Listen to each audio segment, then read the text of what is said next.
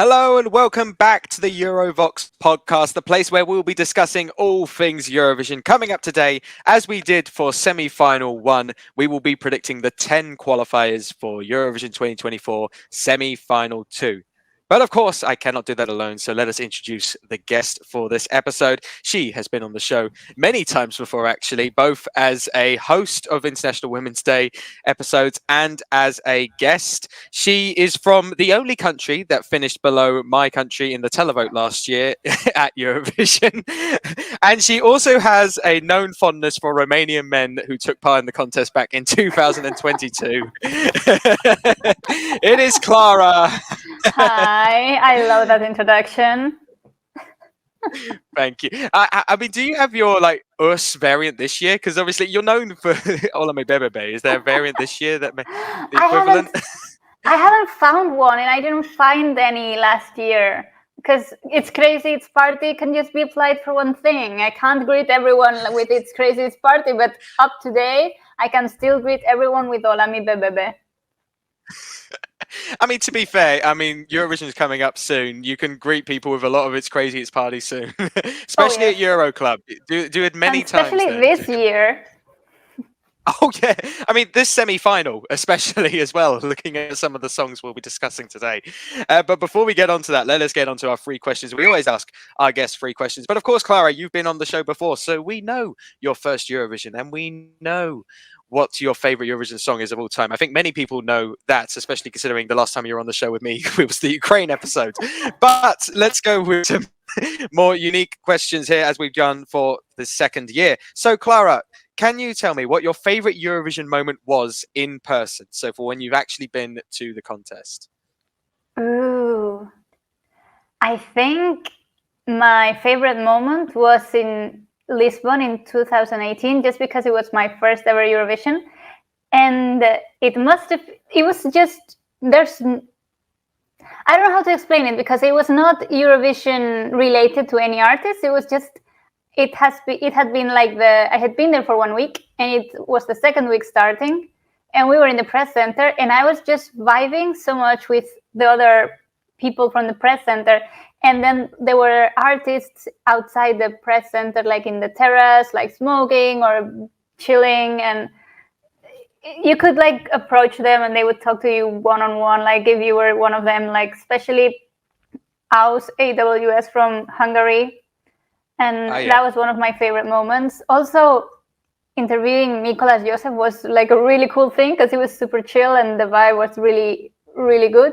So up to today, Nicolas Joseph would be my favorite artist to interview, because it was just having a conversation with a respectful conversation, a professional conversation with someone from the field or from the industry. So that would be one of my top moments. Ah, that's very good. And then on to the second question. What was your favorite Eurovision song from last year, 2023? Garia, indeed. Cha cha cha. Honestly, I really should have kept a tally when I started this question, because everyone, when I ask this question, either goes tattoo or cha cha cha. It's like I want to look back at these episodes from this year and what won overall. Actually, that would be a good idea. Yeah, I mean, just for my own personal sake. I mean, I think we had a couple, but I think we had a couple Belgiums, to be fair, as well. So good on Gustav. But yeah, it's definitely between the televote and jury favourites. I think if I did the same equivalent question for next year, I think it'd be a lot more spread potentially for 2024. But we'll see. And then the final question is our guest question. We always ask our previous guests to submit one. This comes in from the lovely people at Eurovision, Connor and Louise. They want to know, Clara, if you had to give the trophy to any Eurovision runner-up in history of the contest, who would it be? So which runner-up would you want to win instead? Eleni Foureira, Fuego. Pretty straightforward answer there. Were you obviously, it was your first Eurovision. You were in the press center. Were you sort of cheering Cyprus on as the points were coming in? Actually, no. I think that year my favorite was Hungary and the Czech Republic. But I was really mesmerized by Eleni Foureira, because we hadn't seen her in the press parties, in the pre-parties. We hadn't seen her much or at all. So her performance came with such a surprise, and she was very humble, and she just kept it very mysterious. So all of the mystique around her was something that, for example, Karia would be the second runner-up. I would give the trophy to, but Karia was way more accessible, and I don't know, like we always knew that Karia was going to become like an icon and a legend. And Eleni, within time, she's been quieter and quieter when it comes to Eurovision events. So I would love to have like another Eleni moment. So now we get on to the predictions for this episode. 16 songs will be competing in semi-final 2. And before we give our 10 qualifiers, let us have a look back at the songs competing. Oh my God, you got me on. Cause I'm near about the bad things on. Let me tease you, boy. You love it when I move. Got you on loop. I'll go down, I'll never break. Like a titan, I'll be brave. Tonight,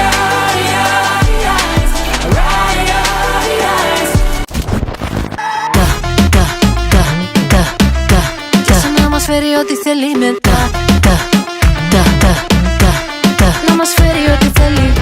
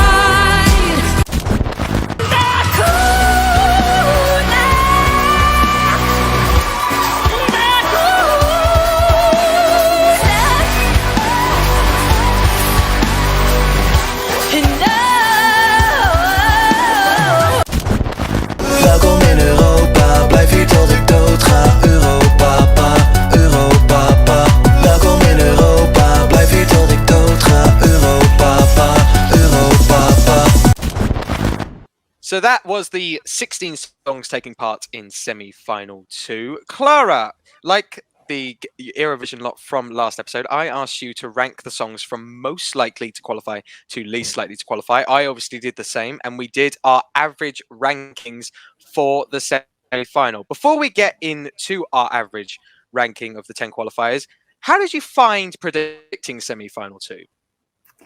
I actually found quite easy to fill in like the first 7 spots, and then I was struggling to qualify 3 more because they were like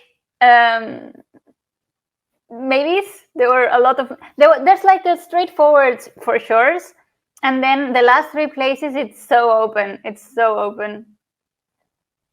I feel like there's a few like safer qualifiers here, where some of them factoring in from the televote only system, but then there's ones where it's like, well, you should be in, but there's others that could also be in that mean you might not be in, if that makes any sense. Oh, absolutely, absolutely. I feel like this is actually overall, while I would argue semi-final 1 probably has the stronger half in that first half of 7 songs, this probably averages out to be a stronger semi-final in general, which is very rare, I would say, for semi-final 2 to actually be the stronger of the 2. I remember last year it was like, well, the top 3 all were in semi-final 1, and then Voyager won semi-final 2. No disrespect to Voyager, it's a great song, but they came 9th in the final or something like that. So anyway, let's get on to our predictions, and we will go like from semi-final 1 episode from most likely to qualify to least likely to qualify. So the suspense will build as we get on with the episode. But first, the first qualifier that both me and Clara think is in semi-final 2 is the Netherlands. Welkom in Europa, blijf hier tot ik dood ga. Europa, Europa. Welkom in Europa, blijf hier tot ik dood ga. Europa, Europa. That was Joost Clean with Europapa, Netherlands entry for Eurovision 2024, and our most likely predicted qualifier. Now, Clara, we don't necessarily agree on all of these for later on, but both for this one, we do have this as number 1 most likely to qualify for the final. Now, I feel like with the early ones, these questions become a bit redundant, but tell me, Clara, Netherlands obviously failed to qualify for the first time in a while this time. Based on various factors that I'm sure both of us know, and the whole comments and the audience watching this know, why is it so obvious that it feels like Netherlands will make a swift return back to the final this year? Well, clearly they're picking up where Karia left, and they know this is the kind of music Europe wants to listen. So Joost Klein is a perfect act to not recreate, but like keeping the throwing wood to the fire that Karia already started, to keep it burning. And he has this very awesome track that everyone loves. It's not only musically it's amazing, it's a party, it's rave, but the lyrics are also very beautiful. I don't understand the lyrics, but my friend, I went to Amsterdam in concert with some of my friends that do understand the lyrics, and they ended up crying. Fame, Sarah, Madeleine, they all were crying. Yeah. And it wasn't because of the alcohol, like they were listening to the... I was going to say, I know Fame, Clara. It was no.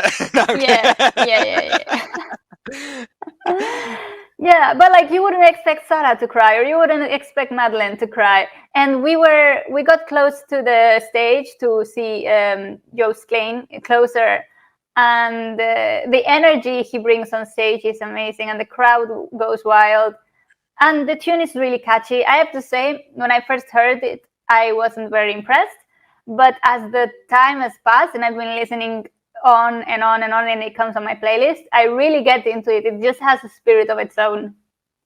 Yeah, I would have to agree. Of all the songs for people to cry to this year, I wouldn't have had Europapa right? on the top of my list. Yeah, fair play to Fame. They were like, the lyrics are so beautiful. I'm wiping their tears. Yeah, it is a lovely song in lyrically. Actually, I must say, it's got a great message. Look, the song isn't for me personally. I'm trying to get onto it. But I don't hate it. It's just I don't get as much hype as other people. But I mean, it's closing the show. It's in a televote only system. It's going to be wacky. The staging apparently is the best thing since the moon landing, and that's not me being hyperbole. That's apparently a direct quote from the person doing the staging. Fair play if you can beat the moon landing. As long as it doesn't involve actually Blas Canto and the moon coming back from 2021. We're going to land on Mars. That's what we're doing. And we've seen videos this week with Karia meeting Joe's claim. So I really hope that is what it looks like, and he's gonna make a cameo. Like that would be like a moon landing. Can you imagine? I don't see that. If fair play, I feel like. Fair play, considering Finland is also taking part in the contest. It'd be quite impressive if Carrier did a cameo for the Netherlands. But look, it's my thoughts aside. I mean, it's qualifying. There's no world where this does not qualify. I think Jos could lie on the floor for 3 minutes and this would make it into the final. There's no discussion here, and it's interesting. It's good to see after a bit of a lapse last year, Netherlands back on top form in the contest. So now we come on to our second most likely qualifier from semi-final 2, and at this stage, at the moment, there's no real surprises as it is Switzerland.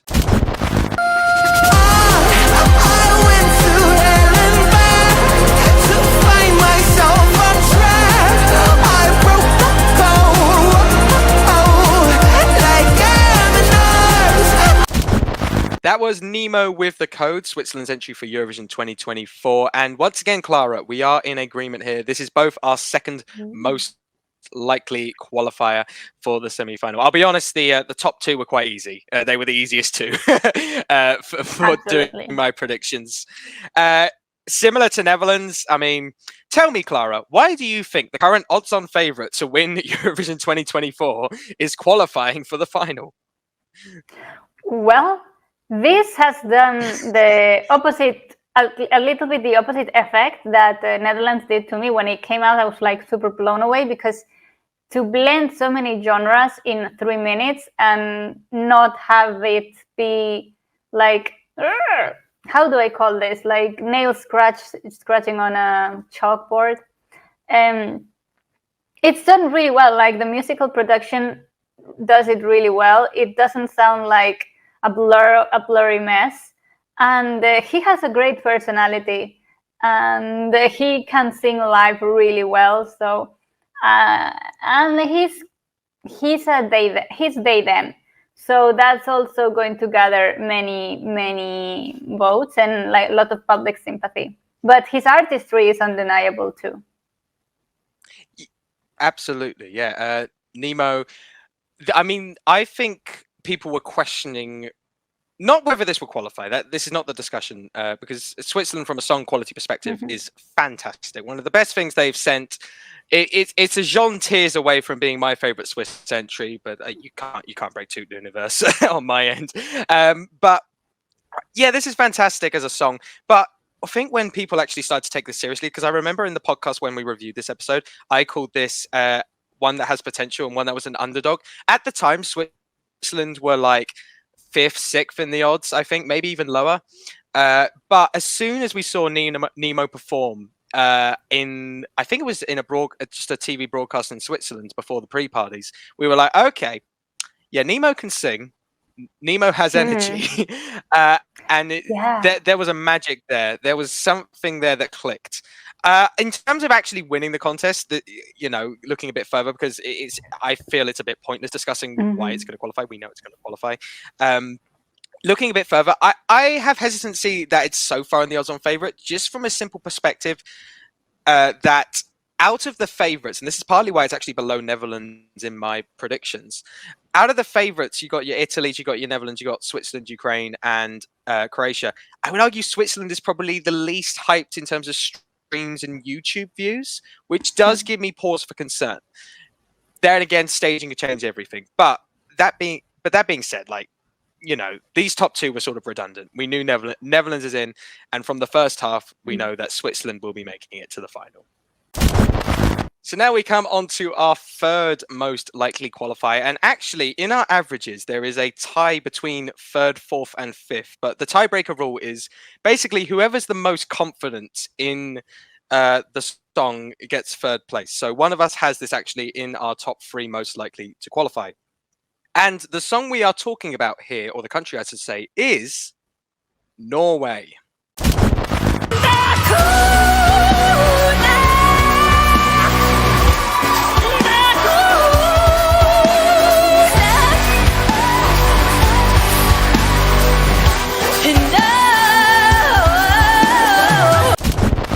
That was Gotte with Ulveham, Norway's entry for Eurovision 2024 and our third most likely qualifier. So, Clara, you are the one that has this in third. We're just going by your ranking at this point. We're not so it does divert at some point. Don't worry, don't get too confident. And I have this in seventh. I have this in seventh most likely to qualify. I will explain why I've got it slightly lower in a sec.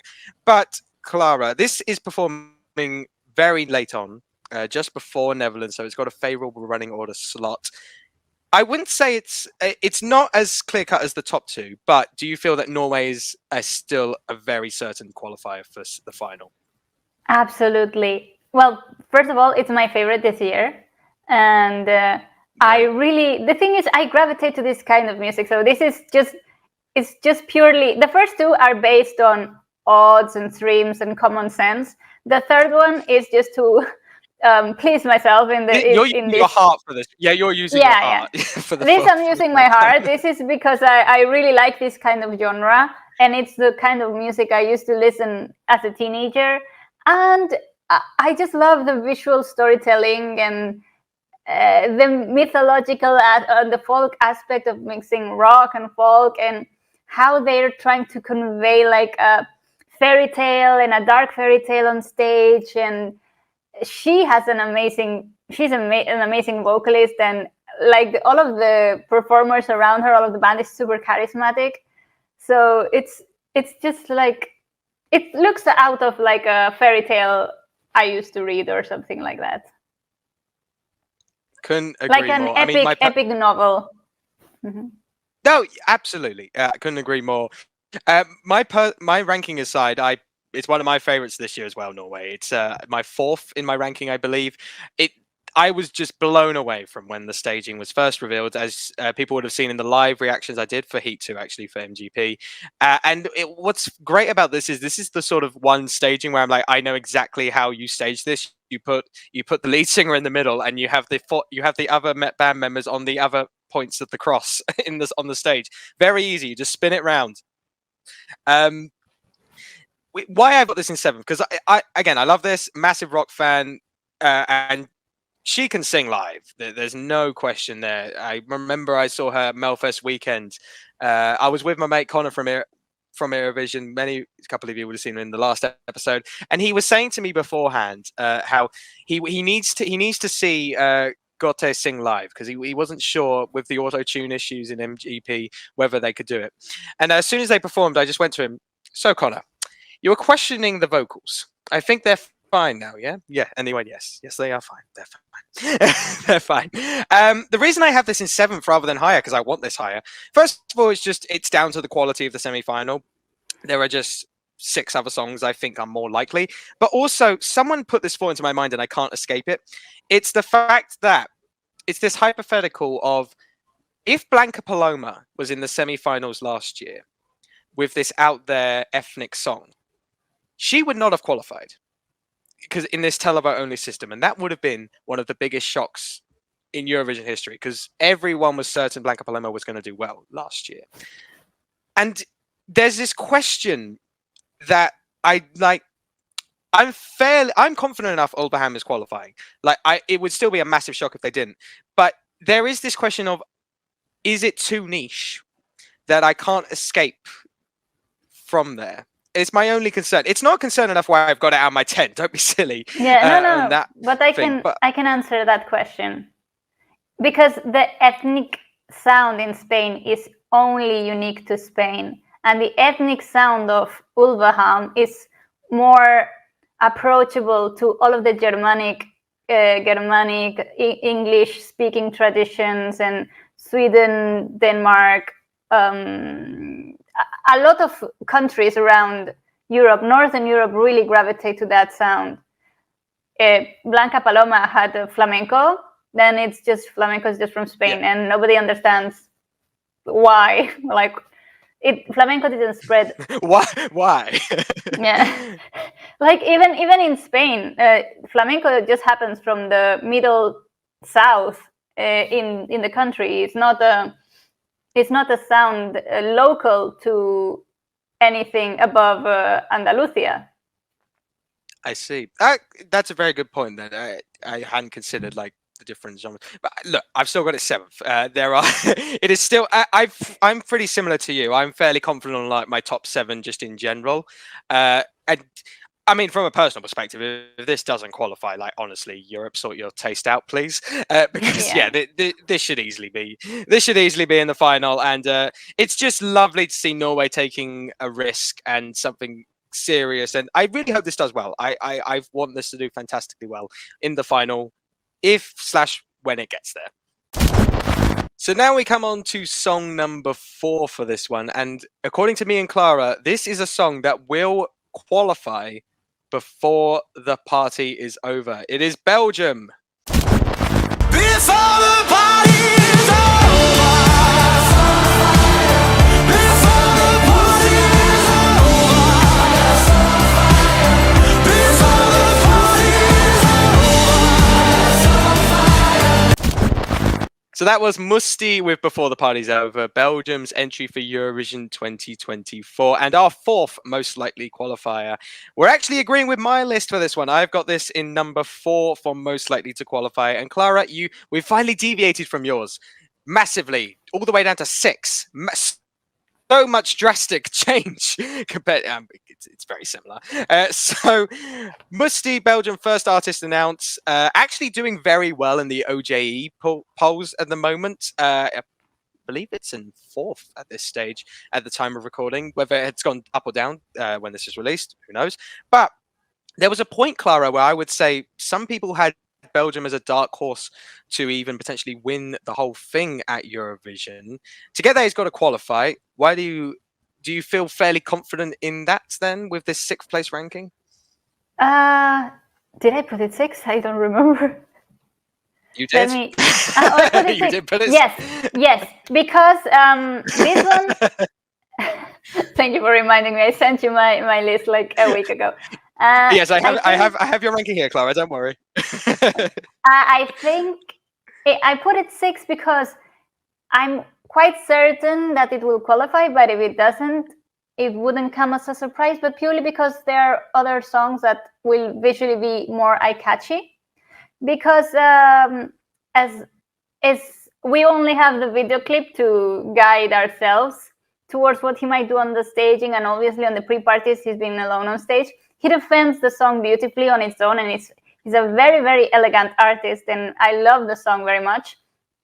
But if we have in these semifinals artists like Estonia, Estonia, Netherlands, and Nemo, like really visual artists with a lot of things happening on stage, or very crazy acts, this is more like of a classic Eurovision standpoint. It's more elegant, it's more laid back.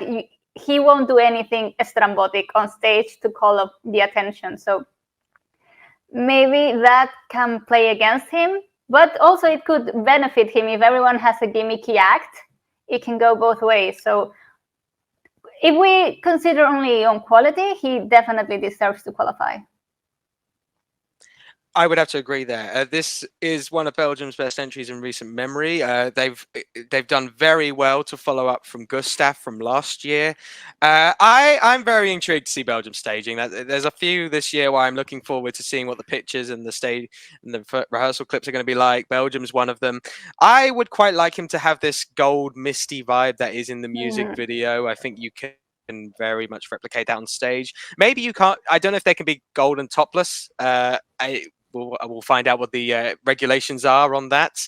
There are certain members of the fandom that I'm sure are hoping that he can be golden topless, but I must see one thing that is definite from his performances from the pre-parties is he has a lot of passion for this song. He has a lot of meaning behind this, a lot of oomph. And he's going to bring that on stage, and it's going to translate. Also, you mentioned about the chaos, that he's in the second half, and that is by far the most chaotic half out of the two. And he will bring showmanship. He'll bring pizzazz. I dare say he will bring an extravagant outfit to the stage. But one thing he will bring this sound that is more familiar to just general pop fans, audiences compared to other people. And it's a really good sound as well. It's anthemic. It's a mixture of mid-tempo and ballady, packed with meaning.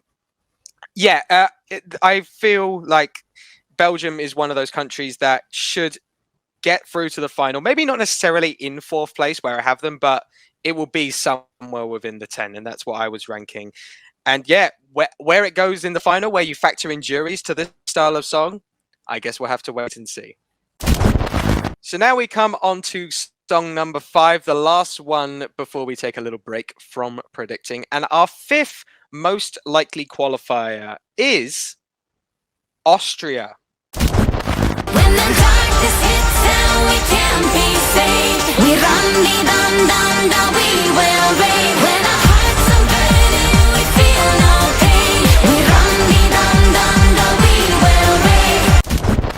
So that was Kaleen with We Will Rave, Austria's entry for Eurovision 2024 in Malmo, and our 5th most likely qualifier. And I say "our" because we actually both have this at number 5, Clara. We agree with our position here.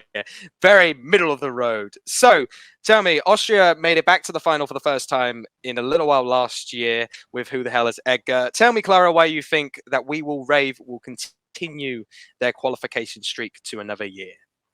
Well, I actually love the recorded version. It just makes me want to dance and rave, and it sounds really pleasant. Her voice, her vocals, her recorded vocals sound really good.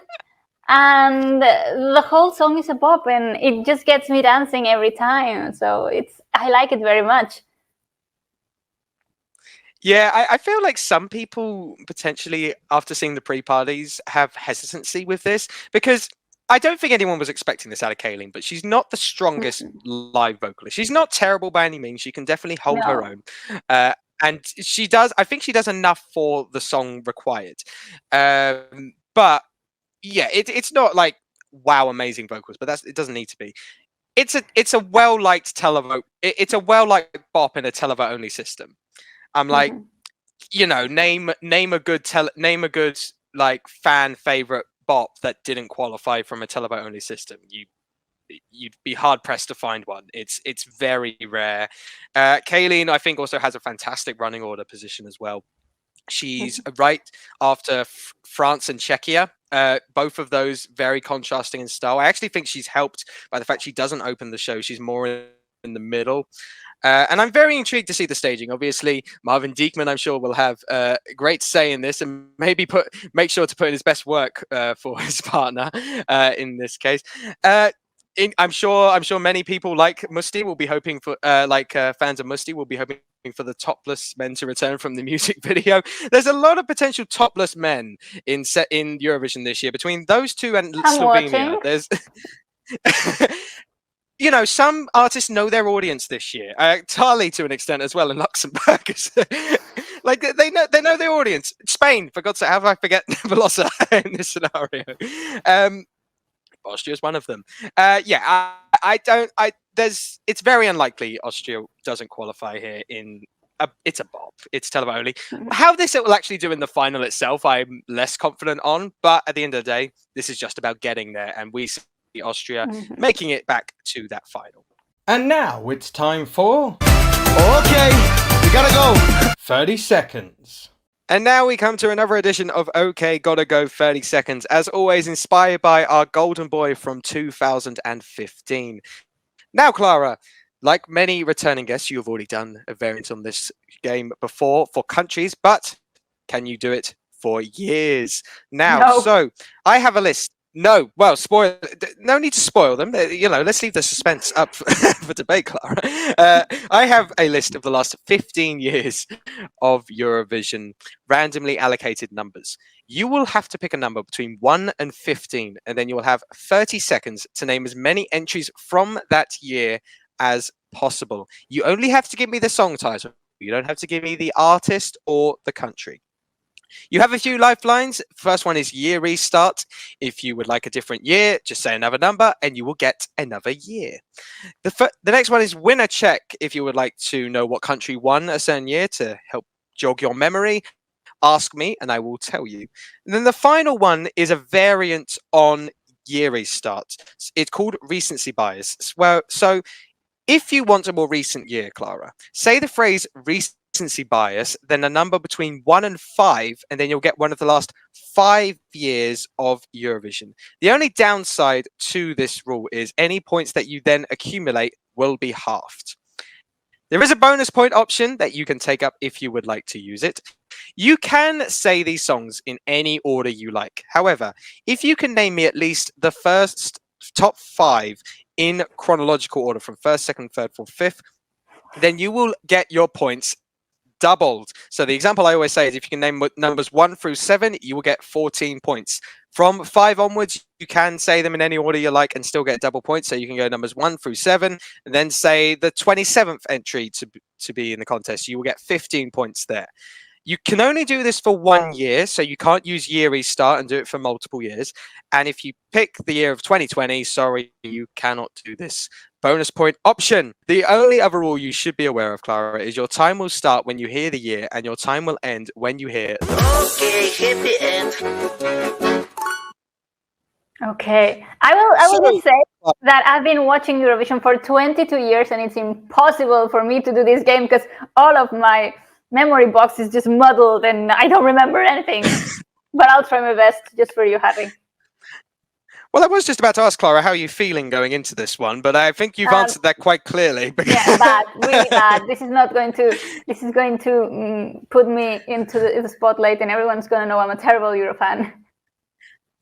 Well, I should point out, obviously you did this game last time and you were one of many people that only scored 1 point on the country variant. If it makes you feel better, everyone that has gone on this show beforehand and only scored 1 last time has since improved and is not last this year. So maybe it's just a theme that everyone, it's his redemption round. So you'll shoot right up the leaderboard this time. I'm not faithful in that, but go ahead, let's Well, let's see what you're actually up against in this ranking. 13 people have taken part in this game. In last place with 2 points, it is Sanya. In 12th place with 3 points, it is Samuele. In 11th place with 4 points, but he did use a lifeline, it is Connor. In joint 9th place with 4, no lifelines used, it is Chris and Joshua. 8th place with 5, it's Jess. Tied for 6th place with 6 points, it is Ruben and Tommy. 5th with 7 is Tuan. In joint 3rd with 8 points, it's Dylan and Louise from Eurovision. In 2nd place with 11, it's Dom. And out in 1st with 12, it is Yana. So those are the scores you are trying to beat. If you get at least 2, you will not be last by yourself. So that's what you can aim for, Clara. I'm from Spain. We're very confident in the last positions. Well, you say that Ruben's mid-table. You know, he's been doing Spain very well in his attempt. So, Clara, can you name me a number? He's just like the first year of Benidorm. His knowledge is fresh in his mind. Can you give me a number between 1 and 15, please? 10. Number 10. Okay, let's go to that list. So, Clara, you will have 30 seconds to name as many entries from 2018. Go. Neta, Toy, Fuego, Lie to Me, Visnaziar, Mal, Au Jardim, Cesar Samson, Nobody But You,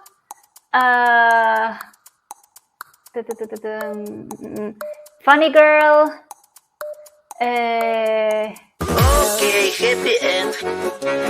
Oh my god, I didn't do that bad. I have to say, Clara, you sold yourself short on how you could do in this game. The thing is, I was thinking like from 2005 to 2018, there's a really big gap where I just started partying and drinking a lot. So my memory of those years is completely like, maybe 2014 is the only Eurovision I remember from that era, because I actually attended there as a audience for the first time ever. Nice. I think it was helped by the fact you got the year that was your first ever. Yes. First year that you did for 2 weeks.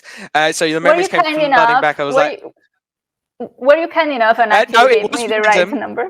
It was random. I always make sure it is random. I have the Okay. proof on my screen currently. For those that were playing along at home and wanted the bonus point option, for a second I thought you were going to go for the bonus point option when you named the first two.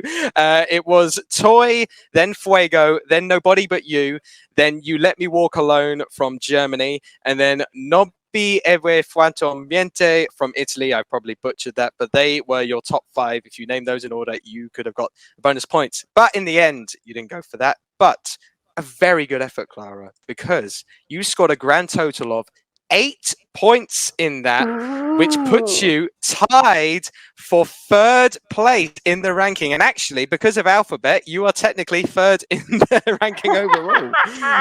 Love technicalities. Dylan's not going to be happy with that, but that's you can brag. That's something to brag about for when you see Dylan in Malmo. You've beaten him on yes. You can say you've got great Eurovision knowledge. You're only beaten by 2 Germans. That's the only people that have beaten you in this ranking. So instead of living up, go on.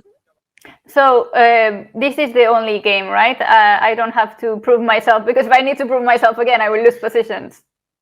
Well, you're fine for this episode, Clara. This is the only game today. If you come on the show next year, you have roughly a year of gloating to people that you are good. I mean, to be fair, you were mentioning about how Spain are used to being last. You took the Chanel spot, literally. You're now in 3rd in this ranking instead. But yeah, fair play. Clara getting herself up into 3rd spot. Another person redeemed by the new variant of the game, but still out in 1st. We're getting down to very few people can overtake her at this point. Yana still out in the lead on 12 points. That will do it for another edition of OK, Gotta Go 30 Seconds. So now we come on to the remaining predicted qualifiers that we have. So far, we believe that Netherlands, Switzerland, Norway, Belgium, and Austria will be qualifying from this semi-final, but there are still 5 spots left. Our 6th most likely qualifier is Estonia.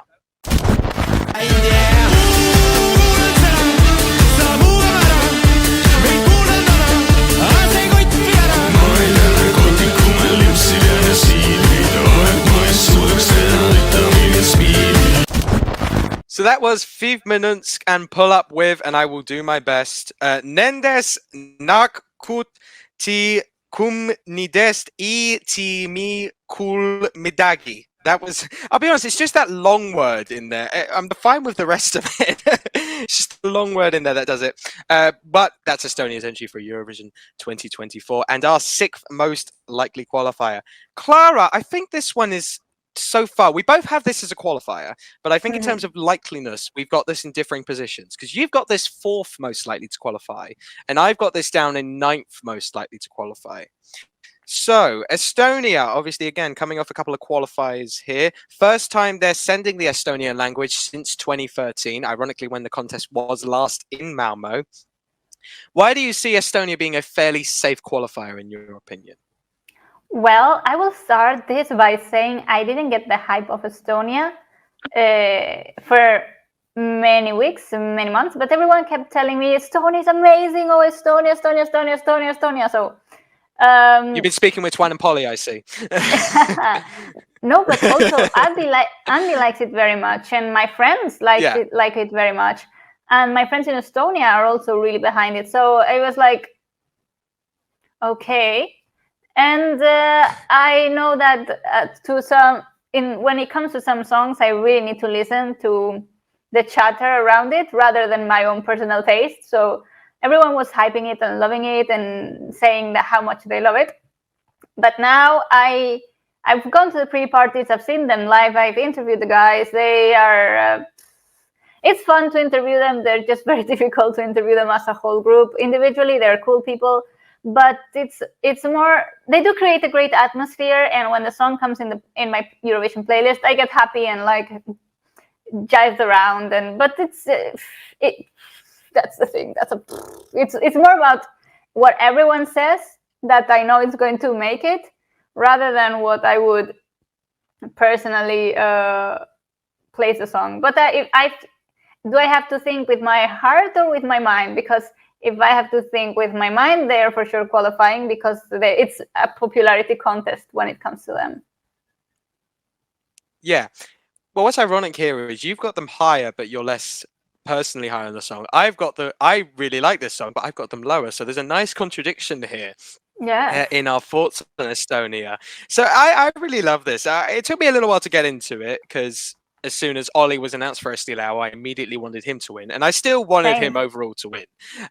Yeah, keep coming back, Ollie, every year until you win. For God's sake, keep doing it. But I grew to love this song. I think it's such a party atmosphere. I love this at LEP. This was fantastic live, I must say. There's such an energy and charisma around this. I'll be honest, when this first was released, my big prediction was that it was going to open the final of Eurovision, and then Sweden had to draw number one and make that prediction completely incorrect already. But yeah, there's an energy here. There's hype. I would love to be more confident on this qualifying personally. If there wasn't so much chaos in the second half, then I probably would be. If this was in the first semi-final, I would say, yeah, this is it. Because it stands out so much. It would stand out so much more. But I worry that other songs such as Netherlands, you've got Norway, you've got even San Marino's in that second half. They will all take that energy and potentially some of the votes. So I am less confident, but in terms of quality, this should absolutely be in the final. I feel like this has its place. And I as much as the stage show was chaotic at Pedestal, they'll tighten it up. And they don't necessarily need to be amazing. Similar to Stefan, what I loved about Stefan was, and Hope, as much as I love the song as well, Stefan had an energy, and you could see that in the audience. And it translates towards the camera. And Five can pull up, they have that energy, and it will translate in the arena.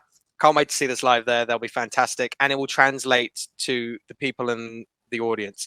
In some ways, I actually am intrigued to see how this gets on in the final, because maybe it could be this year's Moldova in a sense, where it's like borderline qualifier. When I say Moldova, I mean Moldova 2022, not... Yeah, like, we've understood.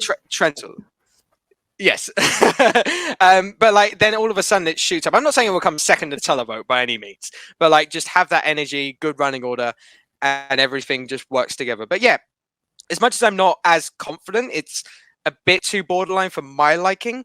Estonia is in our predicted qualifier, and it's a song that I personally really like, and Clara personally has it very high on her predicted ranking. So the positivity from Estonia.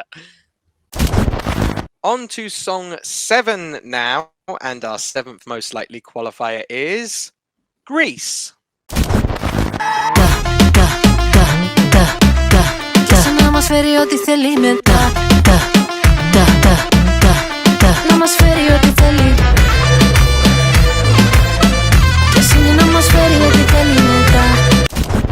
So that was Marina Sati with Zari, Greece's entry for Eurovision 2024, and our 7th most likely qualifier. Very similar ranking for us on this one, Clara. You actually have this spot on in 7th place, and I have this in 6th most likely to qualify. Yeah, it's not a contest how many we get spot on, Clara. It's not. This isn't another game as well.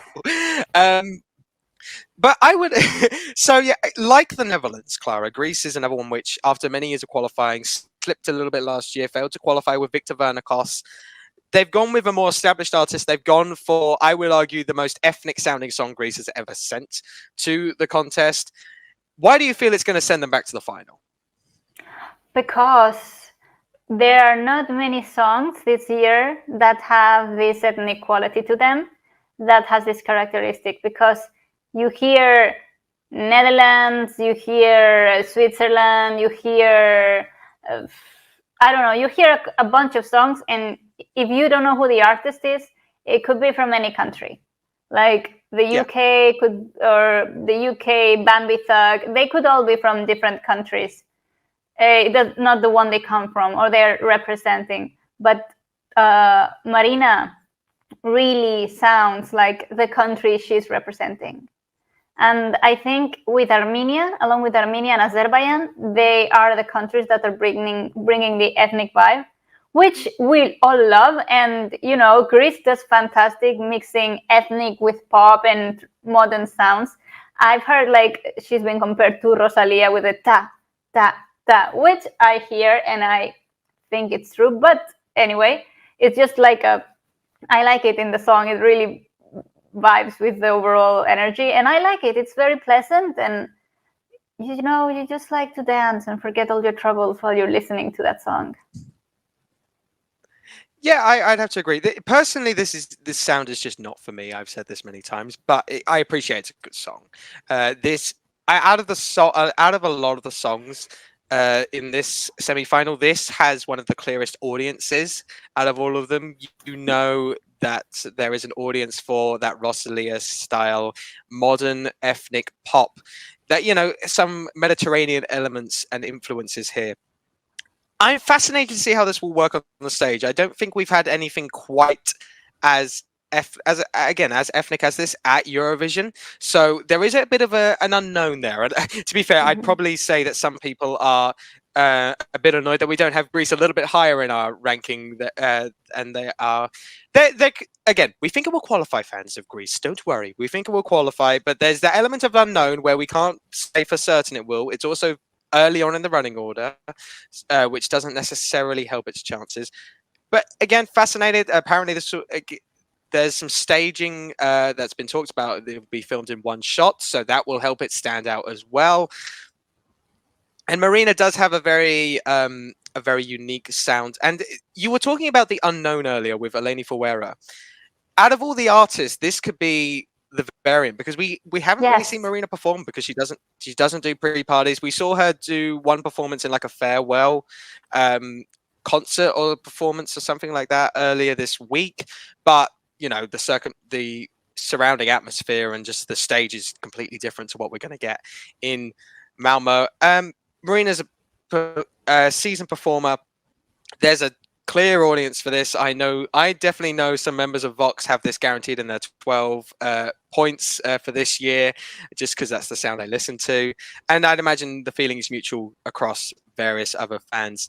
And you know what? They don't even need Cyprus in the semi-final to get through to the final. Cyprus can vote for them in the final later on. But yeah, Greece, we see making a swift return back to the final. On to song number 8 now. We're getting near the end of the qualifiers. And up next is actually a song that Clara referenced when we're speaking about Greece. It is Armenia.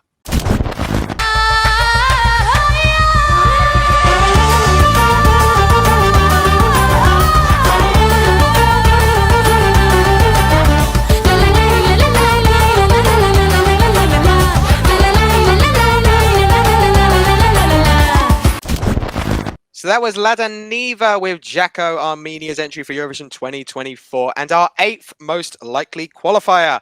We agree again, Clara. We both have this at number 8 in our ranking.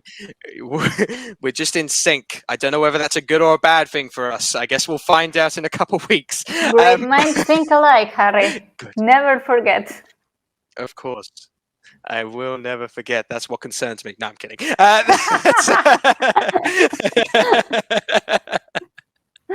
So, Armenia have been, I would say, on a decent hot streak since returning to the contest in 2022. They've qualified the last couple of years. Similar to Greece, one of the more ethnic things they have sent to the contest. It's the first time in a while they're sending something completely in Armenian. Why do you see this getting to the final then, Clara? It has such a unique personality, and it's happy and cheerful and quirky. And I don't know, it just has a lot of charisma and a lot of personality, and it sounds different to all of the songs we've heard so far. So I think it's going to do very well. Yeah, I'd have to agree. Not much more to add, really. Yeah. The lead singer has such a bubbly personality as well. Yes. I love to spend time with the lead singer. She seems fantastic. The running order does intrigue me as well. They're closing the first half, and they're between Denmark and Latvia, so a good spot, I would argue. Mm-hmm. There's just so many stagings that I'm fascinated by this year, and again, Armenia is one of them. Will they bring a live chicken to the stage? Who knows? I mean, they can't. But they can't do that. But will they bring something of the equivalent? Will there be dancers? Will there be a proper Armenian feel? There's not necessarily a right answer to the staging for this. It's just bring the energy, bring the fun. Very similar to Estonia in that sense. Bring the energy and bring the fun. It's going to translate to televotes especially. And this has ethnic universal appeal, I would say, in that it's niche in its sound of ethnic. Like, again, you said this can only come from Armenia, but it's the kind of sound I think people expect from Armenia if like they just went for name me a stereotypically Armenian sound. And that can work wonders with a casual audience, which is like, this is ethnic. This is what I like to see at Eurovision. It's very similar to, I'd say, Greece and here, France, an automatic qualifier. They've got a very French sound that has universal appeal. That has legs. Big question mark how this gets on in the final. This could come in a various range of positions depending on what we see in the staging. But is this one of the 10 most likely qualifiers from the semi-final? According to us, absolutely. So now we come on to our 9th qualifier. And according to us, we believe that Israel and Eden Golan with the song Hurricane will be the 9th most likely qualifier for semi-final 2. Every day I'm losing my mind, holding on in this mysterious ride, dancing in the storm. I got nothing to hide. And then there was one qualifier remaining from our predicted average rankings. So before we get onto that, let's go through our other non-qualifiers, I should say, because we've got 4 songs that me and Clara both believe are not going through to the final. In 16th place, we have Czechia. In 15th place, we have Albania. 14th is Denmark. 13th place is San Marino. So those 4 songs, undoubtedly, one of them will make it now, but those 4 songs we believe are not making it through to the final.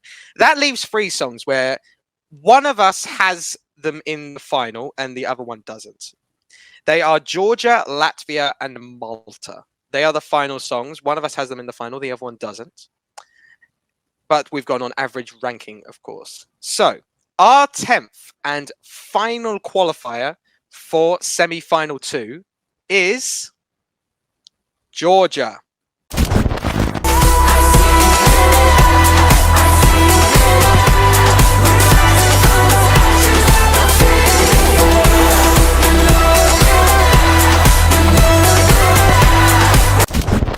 So that was Nutsa with Firefighter, Georgia's entry for Eurovision 2024, and our last qualifier for semi-final 2. Finally, we have some disagreements in our qualifiers. I have this 10th most likely to qualify. Clara, you've got this just missing out at number 11. Why do you feel like Georgia, they've got such a long non-qualification streak. Why do you feel like it's sadly just going to continue in 2024? Because I really want Latvia to qualify. You've gone with your heart there. I see. Yes. Oh my God, this was such a hard decision because I like the recorded version of "Put Out the Fire" or "Fire." I like Nutsa's song, like the recorded version. Yeah. Firefighter, yeah. But you know, like it's an earworm, like "Put out the fire," and it goes down really well in parties. But you know, I'm kind of short when it comes to standing in a crowd. And I was in Amsterdam and I heard the song. I heard her perform, but there was a whole crowd in front of me. And no matter how many times Fame offered to lift me up, I still couldn't see her performance. So, but I could see Don's, and I've seen him in other pre-parties, and I've interviewed him, and he's such a lovely guy. And I'm biased. I'm very biased, and you know Sorry, Clara. It does sound like you are just basing your predicted qualifiers on height at this stage now. Yes, exactly. You Which put one the I could 6 see? shortest people. Yeah, but the thing is, my reputation also rides on this because one morning after Supernova, the local newspaper rang me and said, "Hi, we've realized that you have a blog. What is your prediction about Dons this year?" And I was like, "Yeah, it's going to do great. It was the best thing that Supernova could offer this year. And I think it's a great choice for Latvia. And I'm really hoping that he will qualify." We didn't have that many songs at that time, but yeah, then they posted that and published that both on a printed newspaper and a record on a website. And I saw the comments of like my fellow citizens. And now I really, for my reputation, I really want Latvia to qualify. So, yeah, I mean, that's fair. I mean, both of them have similarly long non-qualification streaks. Yeah. But I believe that Georgia will break theirs. I would like to put this higher, but I can't have faith in Georgia to stage correctly after last year, where they should have qualified. And we had them fairly comfortable in our EUROVOXX predictions, I believe. This year, I believe actually is a better song, Firefighter, and what Nutsa will bring, and as much as I said I can't be 100% certain on staging, I can have a little bit of faith because Nutsa has a thing called money. She will bring expensive stuff. She lives in Dubai, Clara. She has to have money. She will bring an expensive team around her. She will bring. She'll make sure that stuff around her. And look, she won American Idol. And she proved at LEP she can sing, I tell you. She can sing that song. It just comes down to the performance. I'm sure there'll be some male backing dancers with her on the stage. And also, one thing to note about Georgia, it is the only female bop in that second half. There's quite a few in the first half, but there isn't as many in that second half. So it will stand out on that front. And look, someone's got to break their qualification streak. I didn't put Ireland through in semi-final 1 when probably people are criticizing me for that, especially my guests were. I could tell you for a fact. Georgia, this has to be the year for Georgia. If this isn't the year for Georgia, then I don't know when they qualify at this point, because they're going to bring the money. As much as I'm not confident, like, I've only got them 10th. Again, speaking to the level and the quality of this semi-final, it is a very strong semi-final. But this should be in. This for any other country, if like Norway sent this, I'd be like, yeah, it's in. If Switzerland sent this, it's in. Netherlands in. You can't have complete faith in Georgia. Hell, the last time they qualified was when the contest was last in Sweden. That's how long ago it was. Was when they last qualified. But yeah, let's. It'd be great to see Georgia in there. It's arguably my favorite Georgian entry of all time. So this should be in the final. It's whether it will be. Again, of all the countries to sort of muck up a good thing, Georgia, I feel, needs to prove that they can not muck it up. So I'm hopeful.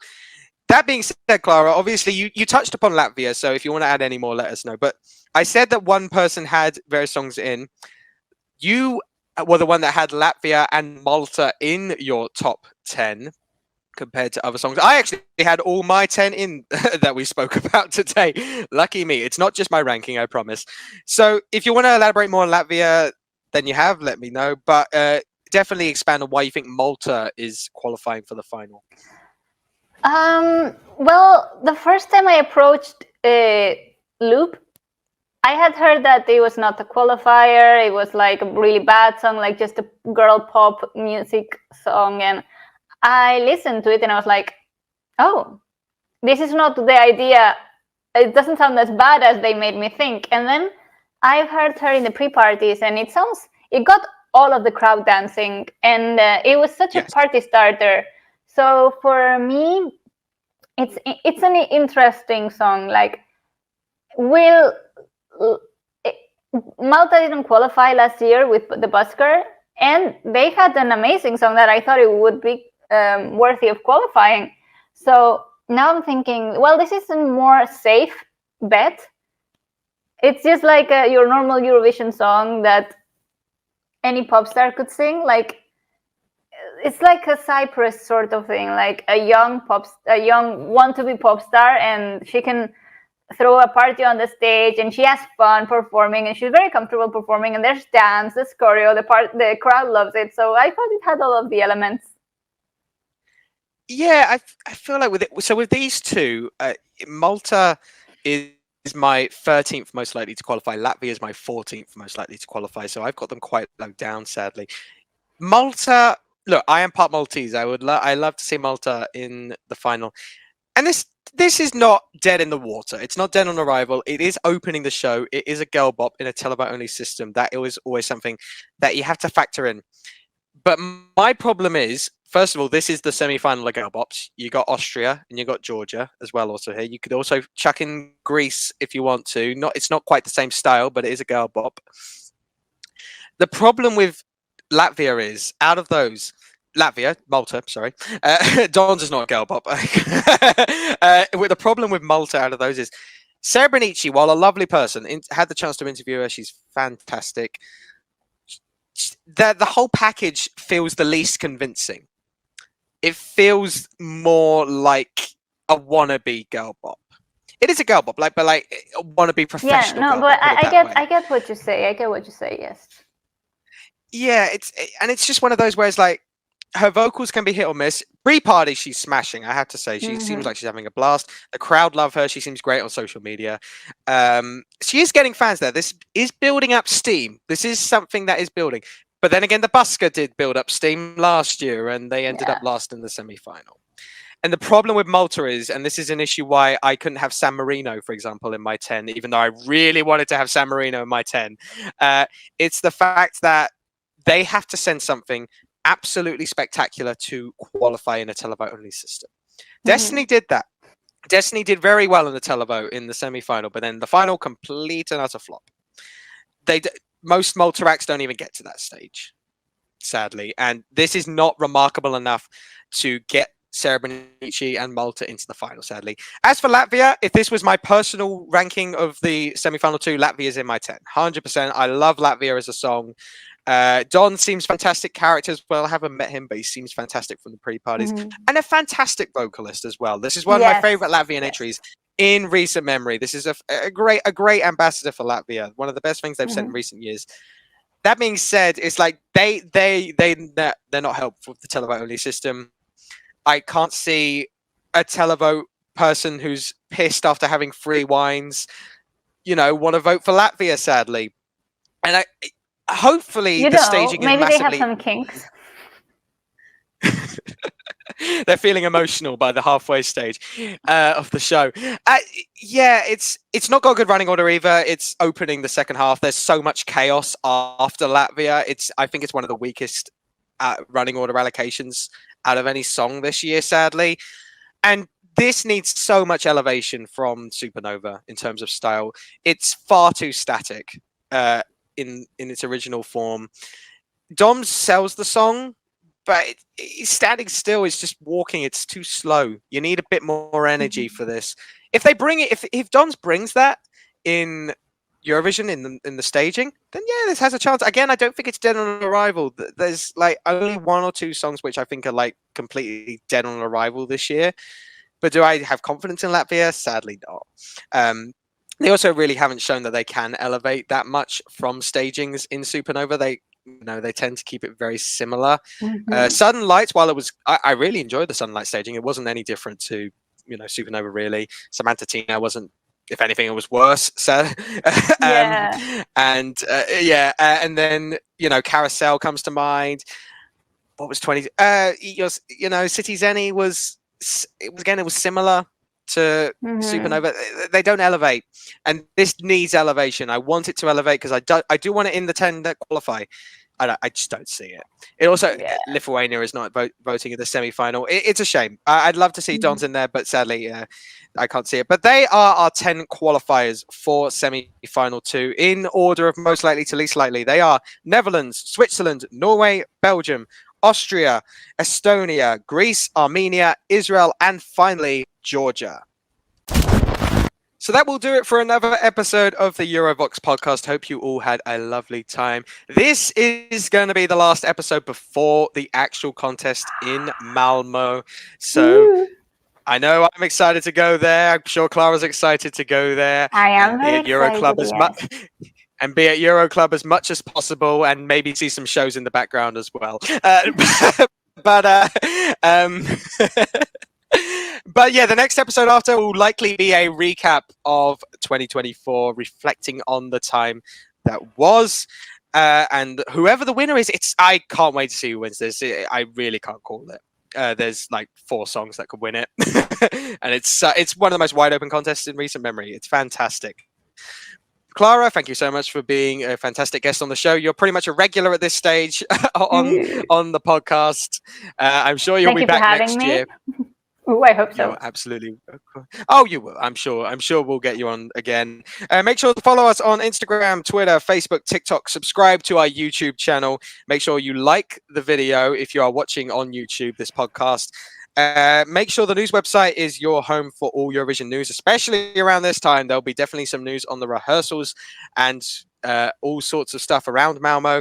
And of course, in my very biased opinion, go over to Spotify, leave a follow and a like on the account, and leave a rating as well, because it does help expand the channel over there and the podcast. All that's left for me to say is, hope you have a lovely Eurovision coming up, because we won't see each other before then, and we will see you guys post Eurovision 2024. Let's not think about post Eurovision 24. Post Malmo. That's a much better saying there. See you guys. Bye.